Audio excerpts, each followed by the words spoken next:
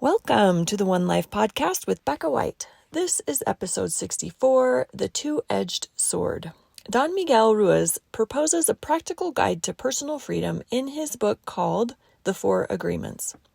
The first agreement is to be impeccable with your word.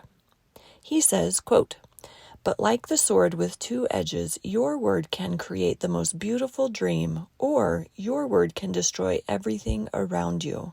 One edge is the misuse of the word, which creates a living hell. The other edge is the impeccability of the word, which will only create beauty, love, and heaven on earth." End quote. By impeccability, he means simply to use our words to only create goodness for ourselves and for others. He goes on to share this story, quote, "There was a woman who was intelligent and had a very good heart. She had a daughter whom she adored and loved very much.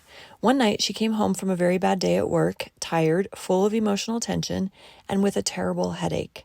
She wanted peace and quiet, but her daughter was singing and jumping happily. The daughter was unaware of how her mother was feeling. She was in her own world, in her own dream. She felt so wonderful, and she was jumping and singing louder and louder, expressing her joy and her love.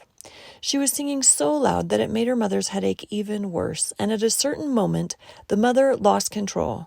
Angrily, she looked at her beautiful little girl and said, 'Shut up! You have an ugly voice. Can you just shut up?' The truth is that the mother's tolerance for any noise was non-existent, and it was not that the little girl's voice was ugly, but the daughter believed that her mother said, and in that moment she made an agreement with herself. After that, she no longer sang because she believed her voice was ugly and would bother anyone who heard it. She became shy at school, and if she was asked to sing, she refused. Even speaking to others became difficult for her. Everything changed in this little girl because of this new agreement. She believed that she must repress her emotions in order to be accepted and loved." End quote. So time for a little self-reflection here. When have you been the little girl? We may not remember the times when we have been the little girl. That is why it is important to be curious about our reactions in situations that don't align with who we want to be. Oftentimes, these reactions can be traced to unconscious false beliefs.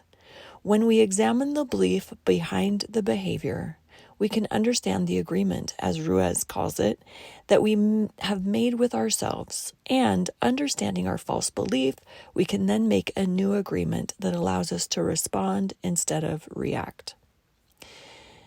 And when have you been the mother in this story? Unfortunately, we've all said things that we wish we hadn't. The old quote that says, "We cannot get back the sped arrow or the spoken word," imply that we cannot fix it. And while it's true that we can't retrieve errant words, there are two powerful words that can offer love with the potential to bridge the gap caused by our offense. Those words are simply, "I'm sorry." For all you mothers and little girls out there, your words are powerful. You are powerful. The invitation today is to create goodness for yourself and others with your words. Until next time, keep living your best life.